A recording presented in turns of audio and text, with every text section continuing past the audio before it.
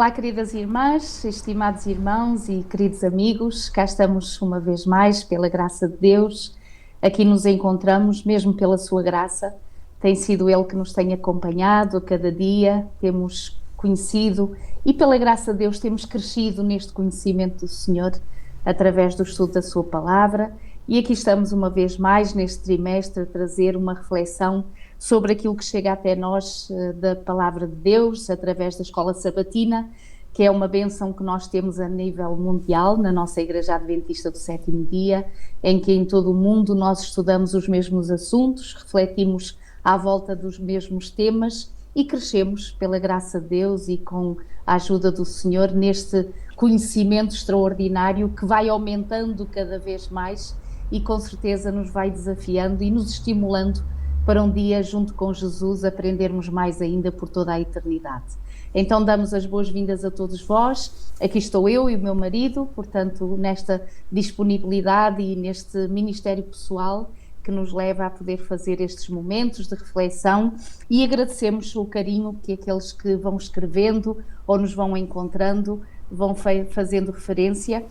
Hoje só irei referir os nomes dos queridos que nos foram escrevendo nesta última semana: a Ana Dantas, a Antonieta Nascimento, o Edu Oliveira, o Geasi Durão, a Márcia Bonino, a Luísa Manuel, a irmã Elizabeth Pinto, a Vera Simões, o Carlitos, o Moisés Carruagem, a Alcida Baera, o Valério Silva, a Leonor Maia, a Silvana Pinto, a Madeleine Marto, a Esther Veríssimo, a Hermínia Santos, a Maria Diniz, a Branca Rodrigues, a Ana Simões, a Regina Celi, a Maria Teresa Miranda e a Fátima Quaresma, e com certeza haverão outros mais que poderão ver, entretanto, a Escola Sabatina num outro período e depois também escrever, pela graça de Deus, algum comentário ou alguma oração. Obrigada pelo vosso carinho.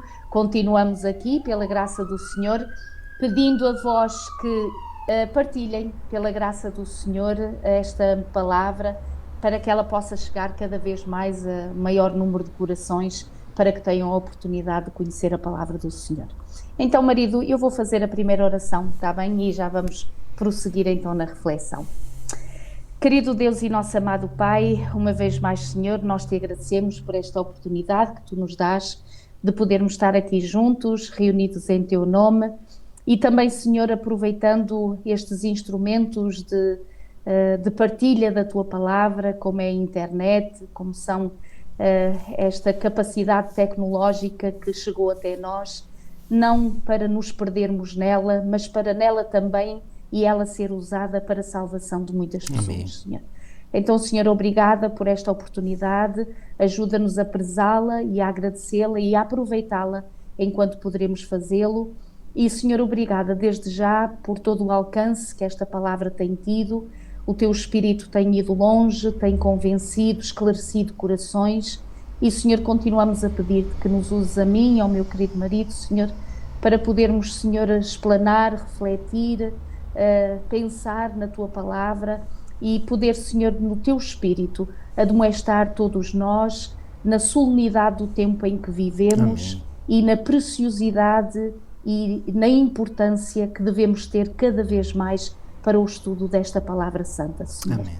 Ajuda-nos, Senhor, a compreendê-la, assim como o teu Espírito inspirou estes homens que escreveram estas palavras, que seja o mesmo, Senhor, que nos assista para a compreendermos, para a digerirmos e para permitirmos que ela possa agir na nossa vida. Amém. Abençoa, Senhor, cada querido irmão, irmã ou amigo que se encontra aqui neste episódio, nesta lição da Escola Sabatina, Senhor, que possas assistir-nos a todos nós e possa verdadeiramente ser uma experiência de estarmos na tua presença. Fica connosco, Senhor, inspira-nos e abençoa-nos, em nome de Jesus. Amém. Amém. Muito bem, então, marido, semana passada nós tivemos a lição que nos fazia lembrar sobre o papel da Bíblia, ou seja, a importância que a Bíblia deva ter, portanto, na nossa vida. E esta semana, a lição 5, vai falar de uma forma muito prática, portanto é quase que uma formação, não é? Muito simples, mas muito prática, de como nós poderemos estudar a Bíblia. É verdade que poderão haver alguns amigos, e particularmente aqueles que ainda não têm muito o hábito de estudar a palavra de Deus, portanto a Bíblia Sagrada, de por vezes pegar neste livro e fazer a experiência de lê-lo como normalmente lemos qualquer outro livro, não é? Pegamos na primeira folha e tentamos segui-lo, não é? Até à última folha do livro. Ora bem, não será a melhor forma de ler a Bíblia, embora não quer dizer que não o possamos fazer, mesmo aquilo que é chamado ano bíblico, não é? Não sei se os irmãos aí no vosso país, que não seja Portugal, que nos estão a ouvir, também têm no vosso trimensário. Nós aqui em Portugal, já há uns anos a esta parte, temos sempre na parte da nossa lição da escola sabatina, na base, dizer o ano bíblico, e então dão sempre a proposta do capítulo ou dos capítulos que nós podemos ir lendo ao longo do ano, para no fim do ano termos a Bíblia toda lida. E eu estou a dizer propositadamente lida, porque uma coisa é ler, outra coisa é estudar. Então, a autora da lição desta semana vai ajudar-nos a perceber ou a aprender como estudar, ou seja, que é muito mais do que ler a Bíblia Sagrada. Porque realmente, como a própria palavra diz, estudar a palavra de Deus não é de uma forma seguida, do Gênesis ao Apocalipse. Quando nós queremos compreender, também pode ser-lo, digo novamente, mas compreender um tema ou compreender um assunto é mais navegar pela Bíblia toda, não é? Ir buscar um bocadinho ali, um bocadinho acolá e, portanto, tentar perceber o que o Senhor nos quer dizer. De todas as formas, o importante aqui é realmente termos esta disponibilidade, disposição e vontade para estudarmos esta palavra, que é uma palavra maravilhosa, que é a Bíblia Sagrada. Marido, palavras introdutórias.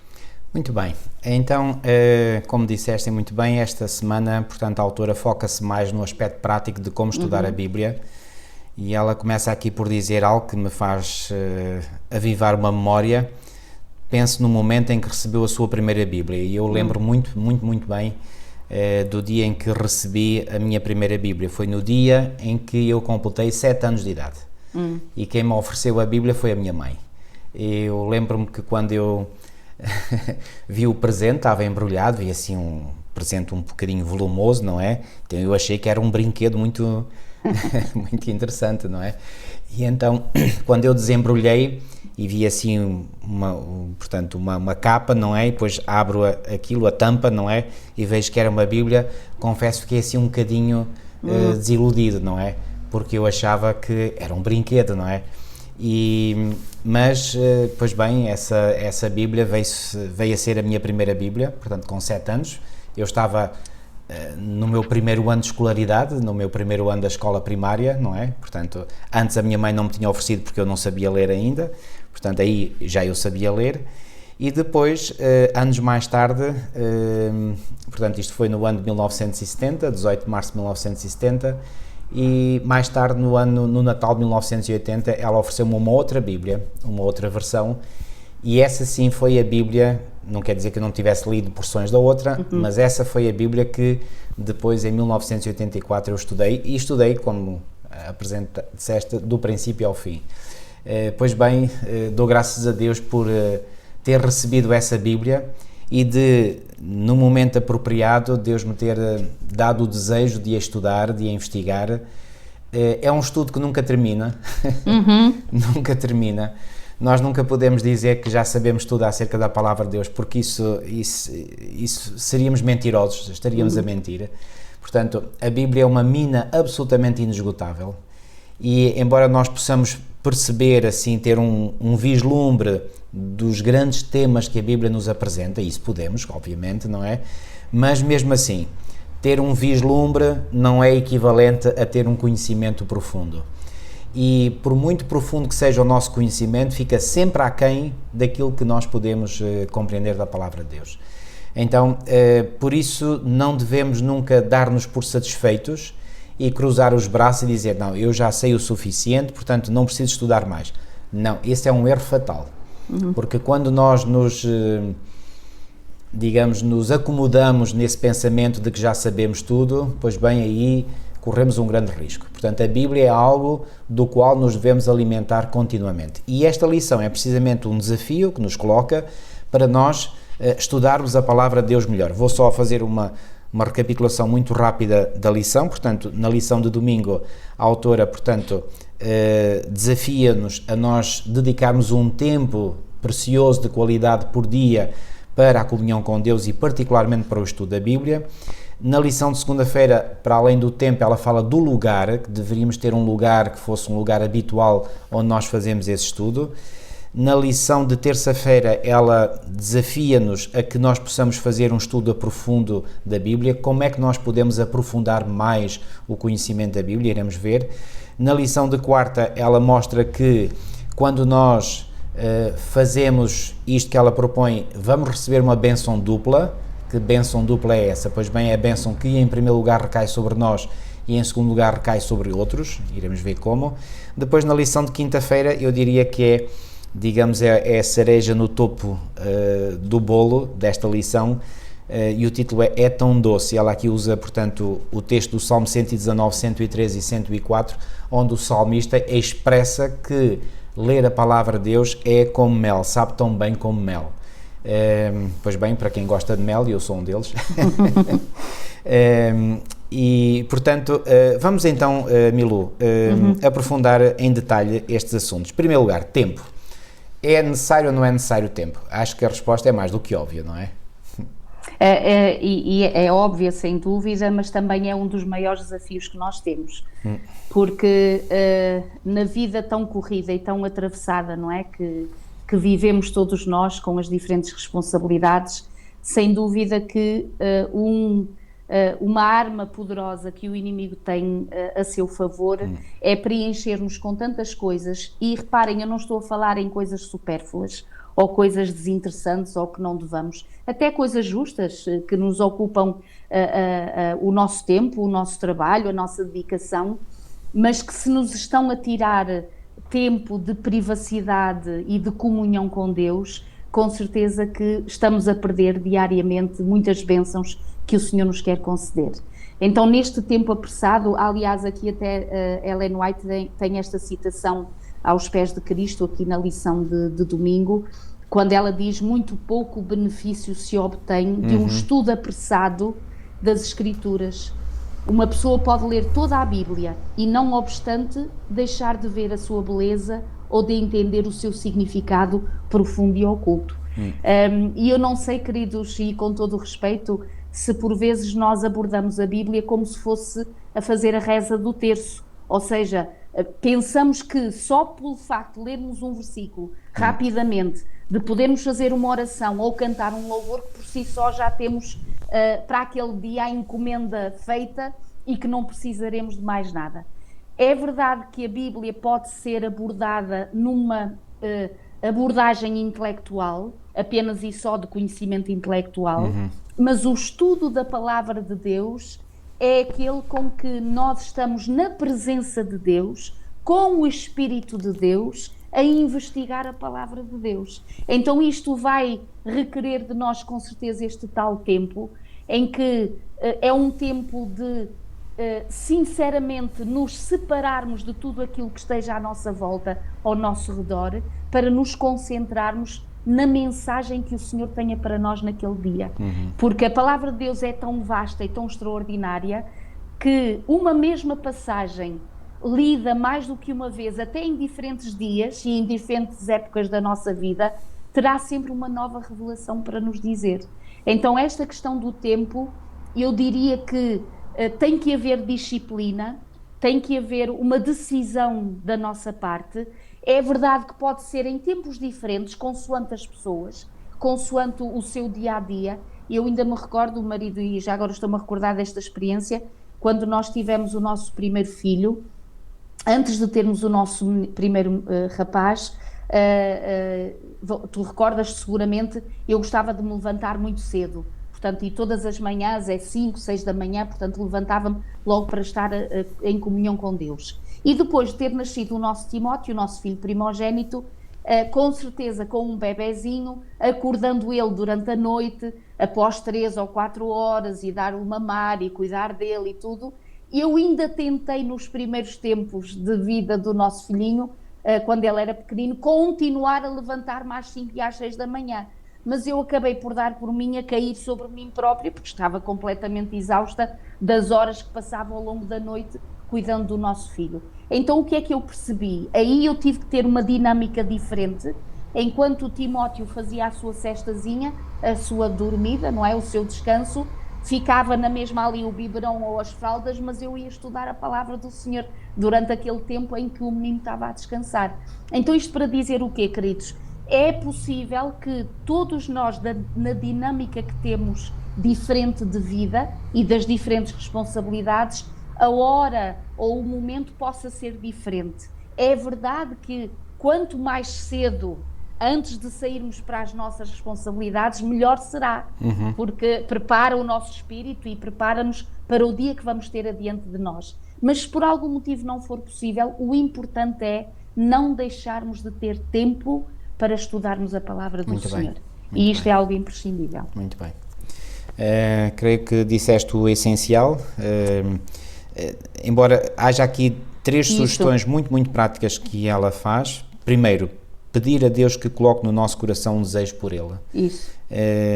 Porque se nós não tivermos, digamos, esse desejo, pois bem dificilmente nós vamos querer encontrar-nos com Deus, não é? E esse desejo Deus o pode colocar em nós. Então, se nós pedirmos a Ele que coloque em nós esse desejo, certamente que Ele o fará. E há aqui 2 textos, um no Salmo 37:4, e eu posso ler este. Milu, se quiseres ler Jeremias 29:13. Ok. E aqui vem textos muito bonitos. Salmo 37:4, que diz o seguinte: deleita também no Senhor e Ele te concederá o que deseja o teu coração. Deleita-te também no Senhor e Ele te concederá o que deseja o teu coração. Para que Deus possa conceder aquilo que o nosso coração deseja, nós temos de estar em sintonia com Ele. E para estarmos em sintonia com Ele, nós temos que ter tempo com Ele. E esse tempo com Ele tem que ser um tempo de deleite, ou seja, de prazer, de satisfação, porque se fazemos isso apenas como uma tarefa, tem que ser e que seca, mas tem que ser, isso não será certamente um deleite, não é? Então nós temos que aprender a gostar de ter tempo com o Senhor, e quando nós temos esse deleite, esse prazer, então advirá. Milu, queres ler o outro texto de Jeremias? Sim. É muito conhecido este. Buscar-me-eis e me achareis quando me buscardes de todo o vosso coração. Ora bem, quando nós buscamos realmente a Deus de todo o nosso coração, a promessa que é feita pelo próprio Deus é que nós o encontraremos. Buscar-me-eis e me achareis. Mas quando? Quando o buscamos de todo o nosso coração. Ou seja, tem que haver intensidade, tem que haver um desejo sincero de estarmos com Ele. Depois, entregar o seu tempo a Deus, não é? E ela aqui faz-nos recordar o hino Tudo Entregarei. O Salmo 46:10 também é um texto muito bonito da Escritura, onde diz o seguinte: aquietai-vos e sabei que eu sou Deus, serei exaltado entre as nações, serei exaltado sobre a terra. Aquietai-vos e sabei que eu sou Deus. Este aquietar é muito importante, porque muitas vezes nós permitimos que as agitações, a ansiedade tome conta da nossa mente, do nosso coração. Pois bem, aquietar é no sentido de não preciso me preocupar porque Deus está no controle da situação. E como diz aqui, serei exaltado entre as nações, serei exaltado sobre a terra. Portanto, Ele é o Deus que comanda todas as coisas. Não precisamos de nos preocupar. E finalmente passar tempo com Deus mesmo quando não lhe apetece, porque se nós fizermos por vezes esse esforço, não quer dizer que se nós continuamente sentimos que é uma seca, desculpem a expressão, isso, alguma coisa não está bem em nós. Mas se nós por vezes não tivermos tanta vontade e mesmo assim forçarmos um bocadinho, depois até podemos vir a ter. Exato. Estão a ver? E portanto não devemos nunca permitir que o inimigo leve a melhor tentando-nos desviar para múltiplas tarefas e não permitindo que nós tenhamos este tempo de qualidade com o Senhor. Sobre o lugar... Sim, desculpa, não sei já se agora mais acrescentar, sim. Esta questão do tempo, o tempo é igual para todos nós, independentemente de onde a gente viva e a cor da nossa pele ou o idioma que nós falemos, o tempo é igual para toda a gente. E o Senhor nos dá esta graça de sermos mordomos do tempo, não é? De podermos gerir bem esse tempo, porque muitas das vezes até nos justificamos dizendo, mas eu não tive tempo. O tempo somos nós que o Senhor pede que o possamos gerir, que o possamos repartir, não é? Ao longo do nosso dia, para fazermos as coisas essenciais e necessárias de cada dia. E repara, assim como, e daí nós entendermos quando diz passar tempo com Deus mesmo quando não nos apeteça, para já, se nós colocarmos e pudermos fazer aquilo que a autora diz, que é pedir a Deus que coloque no nosso coração esse desejo de estar com Ele, é o Espírito de Deus realmente que nos levará a esta sede e a esta fome da palavra do Senhor. Porque naturalmente nós não temos propensão para naturalmente buscarmos as coisas de Deus. Nós temos de nos ocupar connosco, os nossos filhos, com a nossa casa, o nosso trabalho e isto e mais aquilo, e lá está mais uma vez eu digo, não são coisas incorretas, são coisas que precisamos do nosso dia-a-dia para a nossa sobrevivência, mas se elas estão acima deste buscai primeiro o reino de Deus e todas as coisas vos serão acrescentadas, então nós aqui estamos com as prioridades trocadas. Então não vamos... E depois, quando diz aqui, e passe tempo mesmo quando não lhe apeteça. Reparem, quando nós estamos doentes, seja a mãe, seja o pai, os filhos, ou estejamos no hospital ou em casa, por vezes temos que tomar ou uma medicação ou tomar uma refeição para nós não ficarmos ainda mais frágeis, não é? E mais debilitados. Aqui, em relação ao alimento espiritual, também temos que perceber que estamos doentes, que realmente pode haver até da nossa parte o não querermos comer, no sentido de que, pronto, estamos mal indispostos e não temos vontade de, mas pensar, dizer para nós próprios, bom, eu não estou bem, eu preciso de ajuda, eu preciso de alguma forma de ser alimentado, então vou ler este versículo ou vou ouvir, porque agora até, marido, de forma muito fácil, nós temos acesso à palavra de Deus.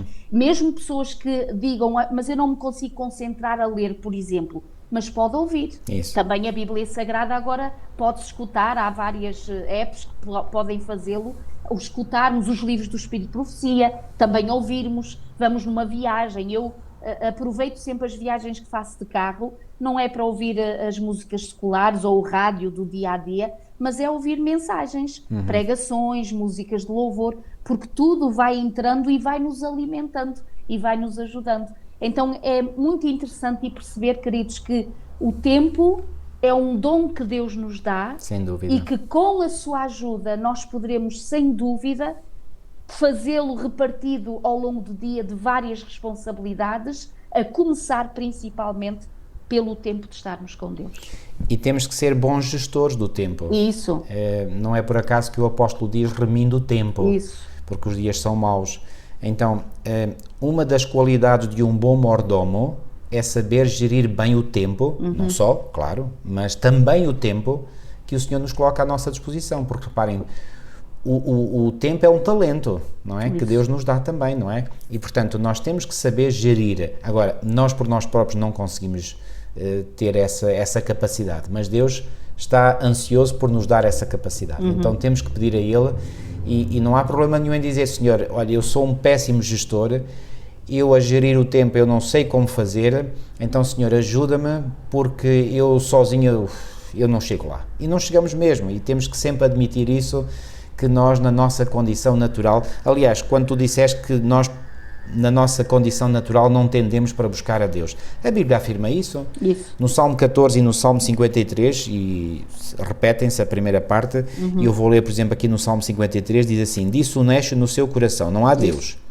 Tem-se corrompido e tem cometido abominável iniquidade, não há ninguém que faça o bem. Deus olhou desde os céus para os filhos dos homens, para ver se havia algum que tivesse entendimento e buscasse a Deus. Desviaram-se todos, e juntamente se fizeram imundos, não há quem faça o bem, não há sequer um. Esta é a constatação de origem divina, de que o Senhor olha do céu e não vê ninguém por si só, por sua livre iniciativa, a buscar a Deus. Ninguém.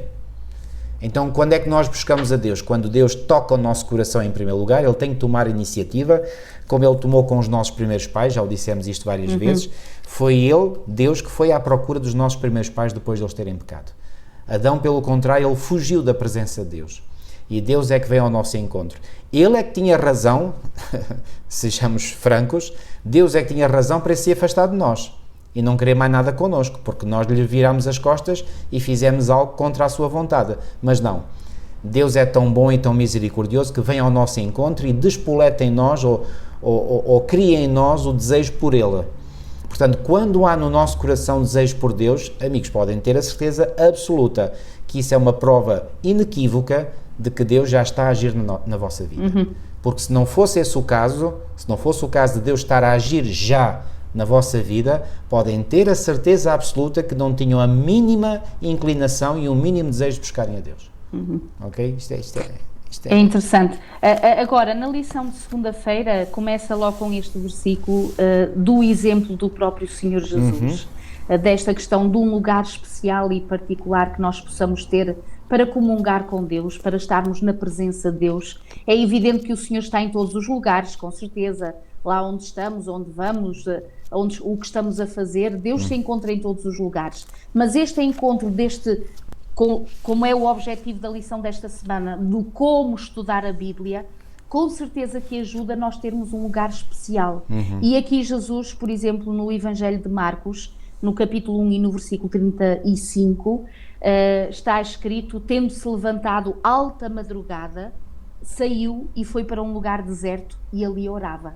Então reparem, o Senhor Jesus, e todos nós temos experiências, eu acredito que os irmãos que nos escutam já fizeram também esta experiência. Às vezes ela pode não ser contínua ou sempre, não é? Termos esta experiência de quando o Senhor nos desperta, às vezes nem precisamos de despertador.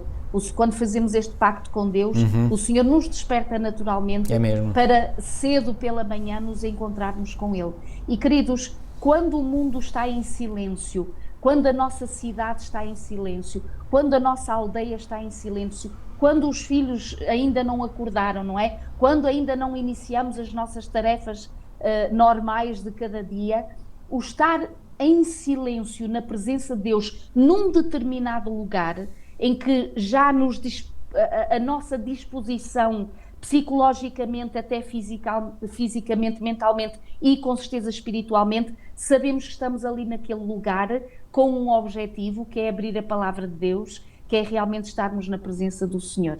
E marido, é verdade que cada vez mais nós somos atropelados nesta intenção, ou porque não gerimos bem o nosso tempo e porque nos deitamos muito tarde, de manhã não temos disposição mental e capacidade para estarmos despertos fisicamente para este encontro com o Senhor, ou então a nossa primeira consulta não é na Bíblia, é agora usando os telemóveis e as tecnologias para irmos consultar outras coisas. Ou seja, sempre e com certeza há um objetivo da parte do inimigo, que é separar-nos e quebrar este relacionamento e esta conexão com o Senhor. E então aqui o lugar é algo de interessante e que pode ser na nossa casa, pode ser numa varanda, pode ser num espaço que nós temos em casa, num sofá junto a um lampião com a nossa Bíblia, o nosso bloquinho de notas, enfim, este lugar particular, este momento especial de realmente estarmos com o Senhor, e vemos isto como o exemplo da vida de Jesus. E aqui o texto de 1 de Crónicas 16:11, mencionado aqui no meio da lição de segunda, diz: buscai a sua face continuamente. Isso. Claro que este continuamente não é 24 horas sobre 24, continuamente quer dizer sem interrupções, quer dizer nós termos hábitos. Reparem, quando nós dizemos que nós não paramos de comer, não estamos sempre a comer, quer dizer, não devemos. Espero que não. Como? Espero que não. Pois, claro.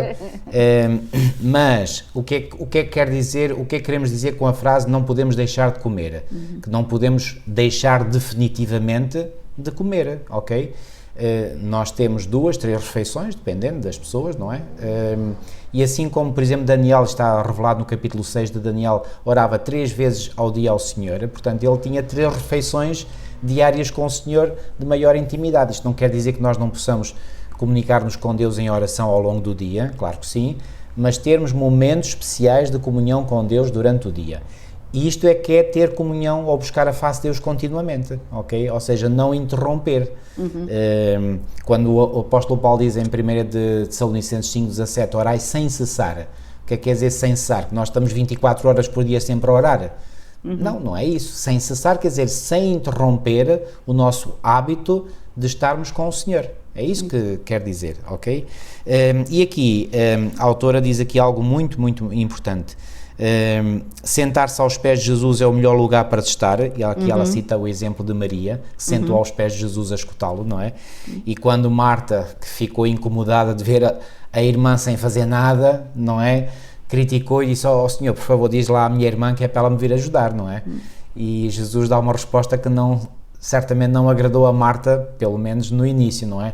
Ele disse, não, mas Maria escolheu a boa parte, portanto, que não lhe será tirada, ou seja, não vou tirá-la daqui porque ela que fez a boa escolha, não foste tu. Reparem, eu acredito que Marta estava a tentar fazer o seu melhor para ser hospitaleira, para com Jesus, mas Jesus vai-lhe dar assim, digamos, uma resposta que é um pouco um balde de água fria, não é? Mas Jesus por vezes incomoda-nos, não é? Porque ele mostra aquilo que é realmente importante. E o que é importante não é tanto as nossas tarefas cotidianas, mas é o tomarmos tempo com o Senhor. E aqui ela diz, e muito bem a autora, se criar o hábito diário de ir a um determinado lugar para passar tempo com Deus, terá mais probabilidades de lá voltar todos os dias. Não desanime quando falhar um dia aqui ou ali, porque surgem emergências e pode não ser possível passar tempo com Deus, mas tente não deixar passar demasiados dias, semanas ou meses sem ter tempo com Deus. Lembre-se de que ter uma relação permanente com Deus é uma decisão diária que pode recomeçar hoje se assim o desejar.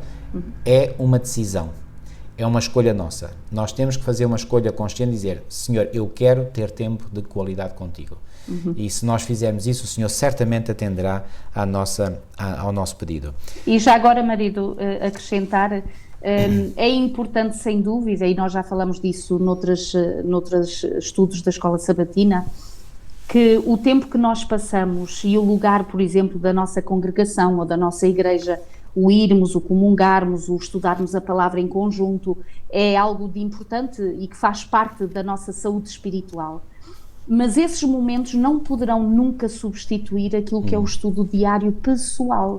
Até a questão do nosso culto familiar que temos em família, ou a leitura pela manhã ou ao fim do dia, é um dos momentos de encontro com a palavra do Senhor que também não devem substituir o estudo individual de cada elemento da própria família, da sua própria casa. Isso mesmo. Porque uma coisa é nós nos alimentarmos com algo que alguém já preparou, que alguém já digeriu, que alguém já refletiu, que alguém já pensou sobre isso, e outra coisa é sermos nós a cortar esse alimento, a investigar esse alimento e a procurar os nutrientes desse próprio alimento. E, portanto, em cada momento, Deus, e reparem como Deus é tão bondoso, o Senhor concede-nos vários momentos da nossa vida, nos nossos relacionamentos inclusive, onde a sua palavra pode realmente ser uma bênção para a nossa vida, seja com a nossa família de sangue, seja no nosso local de trabalho, caso o nosso chefe e os nossos colegas de trabalho também tenham a mesma fé e partilhemos na oração e na reflexão, seja também na nossa igreja, mas nada disso vai substituir, e é por isso que por vezes nós vemos crentes muito frágeis, crentes hipersensíveis, crentes no sentido de que qualquer coisa parece que incomoda ou que não conseguem ultrapassar um ou outro desafio. Queridos, questionemos e perguntemos quanto tempo é que estamos a dar à palavra de Deus? Quanto tempo é que temos pensado com o Senhor? Porque achar que o ir à igreja ou ouvir um culto, e agora a questão da net, eu ainda há pouco dizia que é uma vantagem, mas também se pode tornar uma desvantagem se ficarmos dependentes apenas e só desse estilo de aprender da palavra. Enquanto é tempo, aprender a palavra passa também, e é imprescindível à nossa saúde espiritual, o termos um encontro pessoal com o Senhor Jesus, queridos. Se alguma coisa na vossa vida está impedindo que tenhais esses momentos pessoais com Deus, parem tudo, porque é importante terem esta comunhão e este estudo esta pesquisa, esta busca da palavra do Senhor a nível individual. É muito importante. E se não viveu essa experiência ainda, muitos de vós, eu acredito, já a viveram. Sim.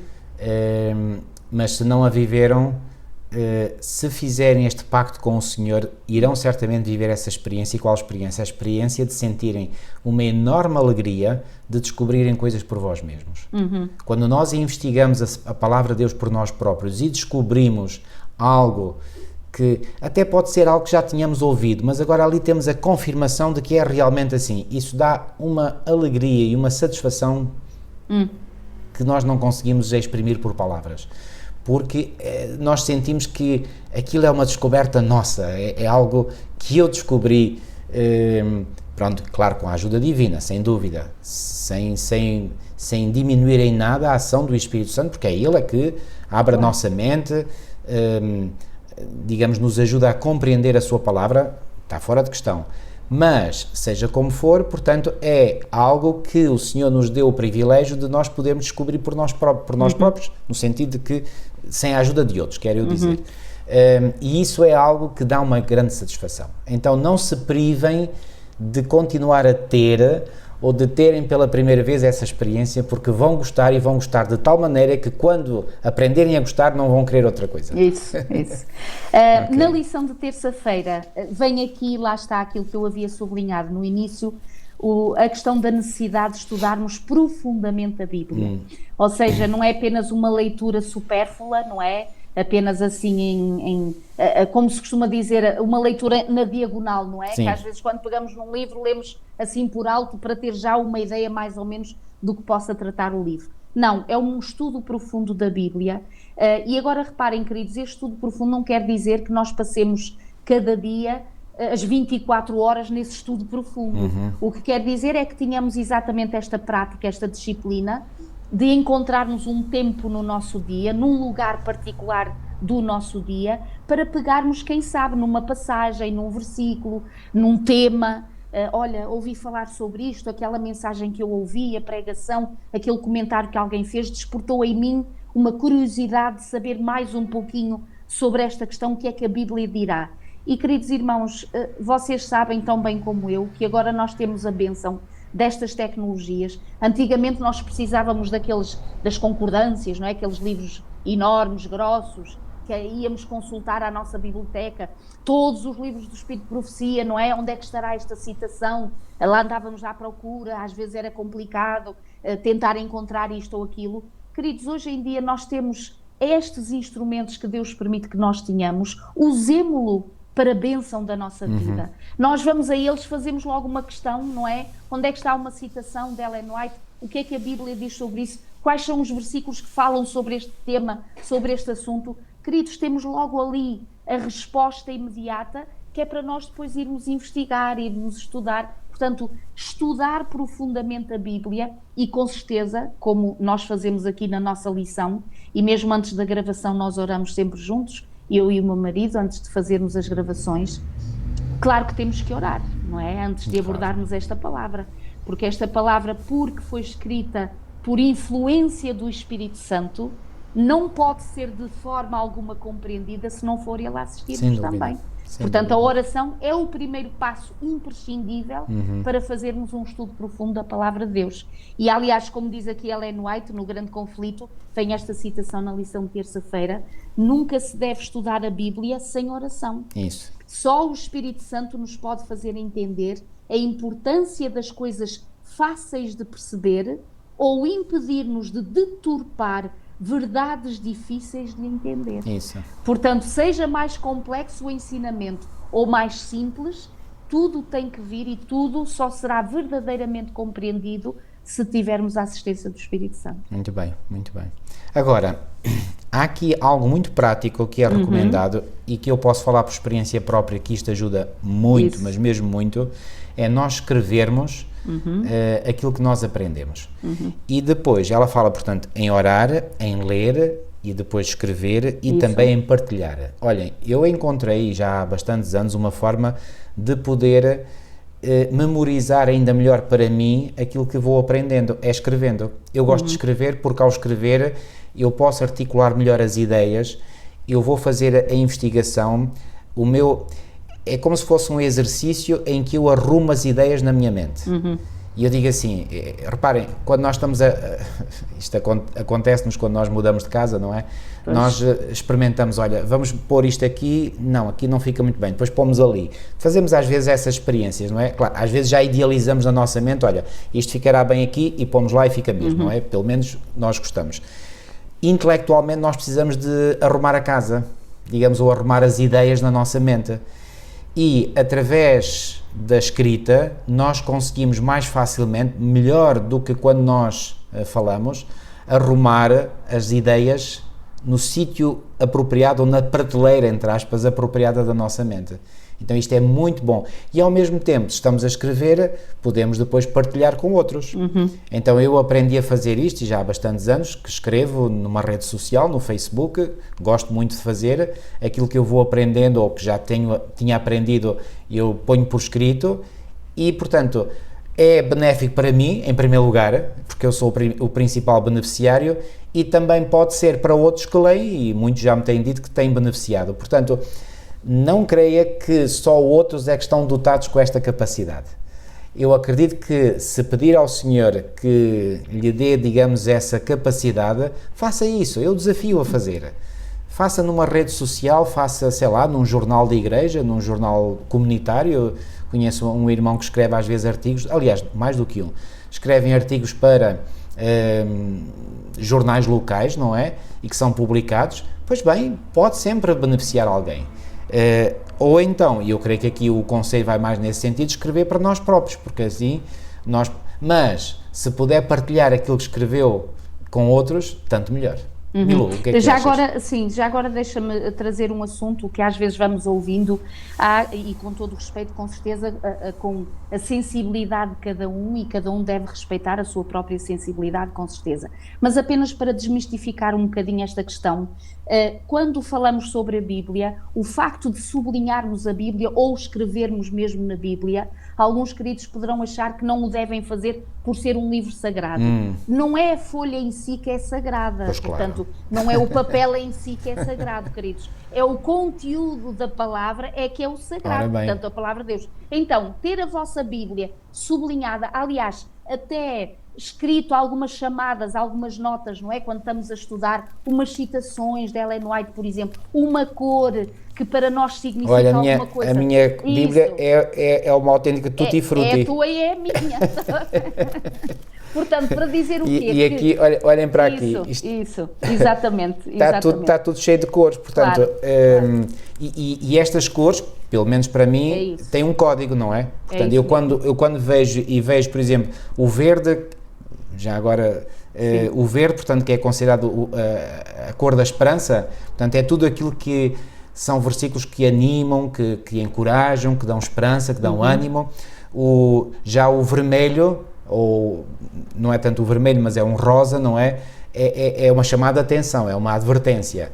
Quando é uma informação interessante, mas que nem é positiva nem negativa, portanto é neutro, eu ponho um amarelo, estão a ver? Portanto, e quando é algo assim muito solene, então ponho o azul, que é a cor da lei de Deus, não é? O azul. Portanto, tenho o meu código, que fui eu que fiz, mas cada um tem o seu, não é? É isso mesmo. E dizer aqui que não tem nada de errado, isso às vezes até pelo contrário, não é? Porque nos torna até mais aptos a estarmos prontos para responder à razão da nossa fé, não é? Se temos a nossa Bíblia connosco. E já agora outro detalhe também interessante, pelo menos a mim tem-me ajudado ao longo dos anos.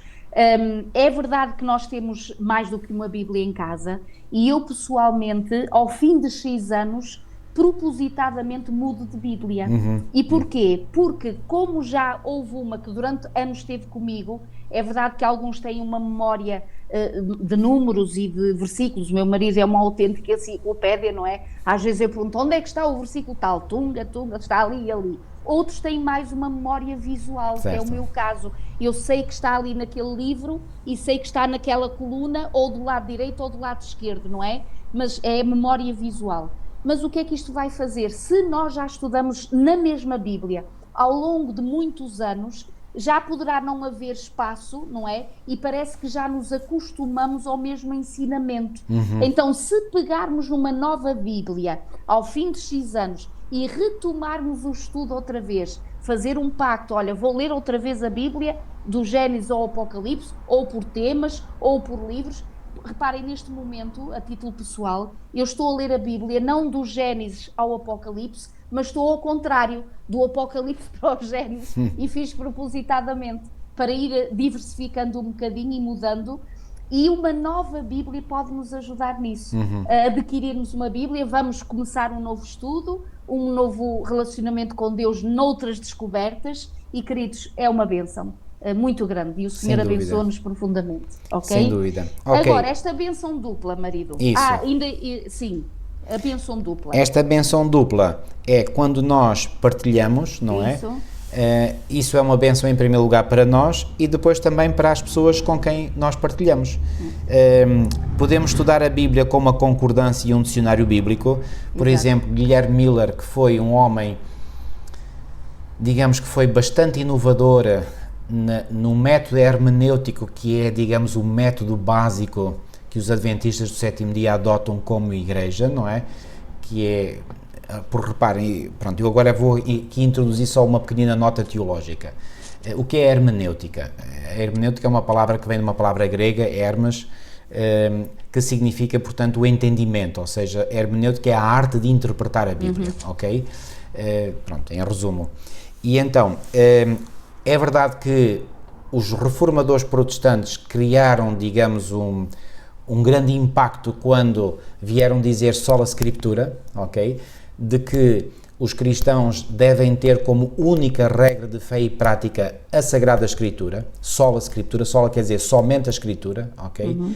Mas, na prática, eles não tornaram realmente esse princípio, ou seja, não o tornaram, digamos, aplicável a eles, ou seja, eles seguiram muitas coisas que estavam na Bíblia, sem dúvida, mas não seguiram tudo.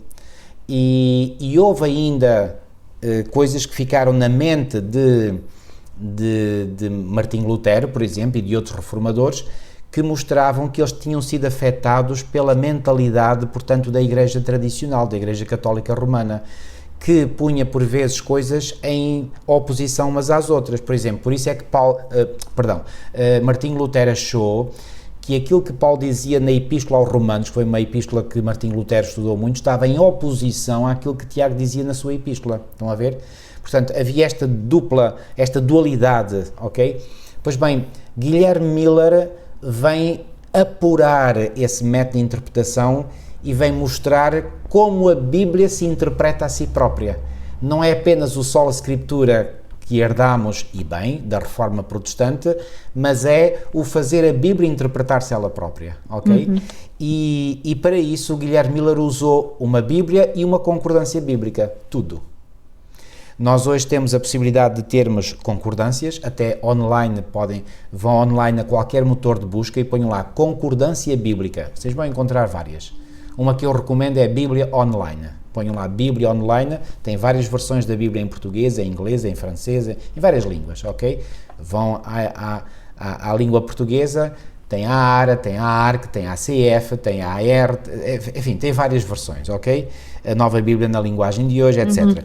E depois, nós temos aqui uma grande vantagem, que é esta coleção, ou esta série do Grande Conflito. Exato. Que é um autêntico comentário inspirado da Sagrada Escritura. O que é esta série do Grande Conflito? É os livros Patriarcas e Profetas, Profetas e Reis, O Desejar de Todas as Nações, Atos dos Apóstolos e o Grande Conflito. E há quem acrescenta ainda, e bem, o Parábolas de Jesus, porque quando Ellen White escreveu o livro, ele ficou tão grande que ele depois foi, digamos, uma parte dele foi dividido em 3 partes. Portanto, o Desejar de Todas as Nações foi dividido em 3 partes, porque originalmente era o Desejar de Todas as Nações, com Parábolas de Jesus, com o livro Aos Pés de Cristo, ou Caminho a Cristo, no Brasil é assim que tem o título. Depois separaram, digamos, essas partes. Então, estes livros, estudados em conjunto com a Bíblia, permitem realmente um estudo muitíssimo mais aprofundado da Palavra de Deus. E quando nós fazemos isso, pois bem, e partilhamos, lá está, a bênção é dupla, repito, para nós e para os outros. Eu achei muito bonito a autora recordar este versículo de Isaías 54 e lá está, fui usar outras versões, não é, da Bíblia escrita, e achei uma muito interessante, que diz assim: Deus deu-me sabedoria para saber falar. Saber falar com quem está cansado, para trazer uma palavra que anima no momento certo. Todas as manhãs Ele me desperta e ensina-me a ouvir com atenção, como alguém que quer aprender. Achei muito bonito esta forma, esta abordagem, realmente, esta tradução, não é? Da Bíblia Sagrada, e é sem dúvida uma bênção dupla, queridos. Quando nós nos encontramos com Deus, ao longo do nosso dia, é impossível nós não vivermos na presença do Senhor, porque o encontro com Deus na leitura da sua palavra não fica só ali, naquele ato, não é, mesmo físico, de estarmos ali a ler a palavra e a pensar sobre ela, mas ela depois vai agir dentro de nós ao longo do nosso dia. E o Senhor, sabendo desde já como é que vai ser o nosso dia, nós não sabemos, mas Ele sabe, muitas das vezes até quando estamos a estudar, às vezes já me aconteceu uma outra vez, e seguramente também com os irmãos, estamos a estudar e estamos a dizer assim, mas eu não entendo perfeitamente o que isto quer dizer, ou o que é que isto tem a ver comigo, ou com a minha vida. E daqui a umas horas estamos a viver uma experiência que nós não sabíamos que íamos viver, e veio o versículo à nossa mente, aquela reflexão que tivemos, e nós dizemos assim, agora eu entendo porque é que o Senhor me mostrou isto esta manhã. Então é algo de interessante esta bênção, não só para nós, como depois nós sermos instrumentos de bênção para os outros que estão ao nosso lado e com quem nós convivemos. Amém. Okay? Já agora na versão clássica que eu tenho diz: o Senhor Jeová me deu uma língua erudita. Gosto deste termo. Língua erudita. E ele diz aqui de sabedoria. Todos nós podemos ser eruditos. Exatamente. Não é só os estudiosos, não é só os académicos. Não é o canudo, não é o canudo físico da sociedade. Portanto, eu acho que isto é algo extraordinário que o Senhor nos oferece. Qual de nós não quer ser um erudito? Está aqui, irmãos, leiam, Salmo 54, o Senhor Jeová me deu uma língua erudita. Isso. Reparem, é Isaías a falar, ok? Mas qualquer um de nós pode e deve reclamar ou reivindicar esta promessa. O Senhor Jeová me deu uma língua erudita para que eu saiba dizer a seu tempo uma boa palavra ao que está cansado. Isso. Vinde a mim todos estáis cansados e sobrecarregados e eu vos aliviarei. Amigos, quantas e quantas pessoas nós não encontramos no nosso viver cotidiano que estão cansadas. Estão cansadas desta vida, estão cansadas da luta, estão cansadas de uma luta às vezes quase pela sobrevivência. E portanto esta luta, este conflito constante contra as forças do mal, contra a nossa natureza pecaminosa, desgasta-nos, queridos, desgasta-nos. E muitas vezes pessoas que não têm o conhecimento que nós temos, elas desanimam, elas já não têm mais prazer em viver, elas querem morrer e infelizmente muitos acabam por tirar a vida a eles próprios. Então, dar uma boa palavra àquele que está cansado e sobrecarregado, agora não pode ser uma palavra qualquer, tem que ser uma palavra erudita. E o Senhor nos dá essa possibilidade de nós sermos esses eruditos. E desperta-me todas as manhãs, desperta-me o ouvido para que ouça como aqueles que aprendem. Muito bem. Milu, vamos aqui, eu quero aqui partilhar, portanto, aquilo que vem na lição de quinta, portanto é tão doce. O Salmo 119, 113 e 104 diz nesta versão clássica: ó, quão doces são as tuas palavras ao meu paladar. Portanto, aqui o salmista tinha aprendido a gostar da palavra de Deus, mais doces do que o mel à minha boca, pelos teus mandamentos alcancei entendimento. Irmãos, não há dúvida alguma. Quando nós, com a ajuda divina, pela graça de Deus e pelo poder de Deus, nós colocamos a nossa vida em conformidade com os mandamentos de Deus, o nosso entendimento, a nossa compreensão, a nossa erudição crescem exponencialmente. E nós dizemos: mas que louco que eu fui quando eu fiz isto e aquilo. Uau! Nós ficamos com vergonha. Porquê? Porque nós sentimos verdadeiramente que o projeto divino o projeto que Deus tem para cada um de nós é realmente um projeto que nos assegura a verdadeira e única felicidade. Aí é que nós encontramos satisfação profunda, porque sentimos o nosso coração verdadeiramente preenchido. E ele continua ainda: pelos teus mandamentos alcancei entendimento, pelo que aborreço todo o falso caminho. Então nós acabamos depois por aborrecer, ou seja, sentir repulsa pelos falsos caminhos, pelos caminhos injustos, pelos caminhos ímpios, pelos caminhos que não agradam a Deus, porque realmente chegamos à conclusão que aquilo não tem piada nenhuma, não tem graça nenhuma. Mas isso só é possível quando a nossa mente ela é renovada, ela é limpa, ela é purificada pela palavra. E como diz Paulo na Epístola aos Efésios, Deus nos lava pela palavra. A palavra, digamos, é a água viva.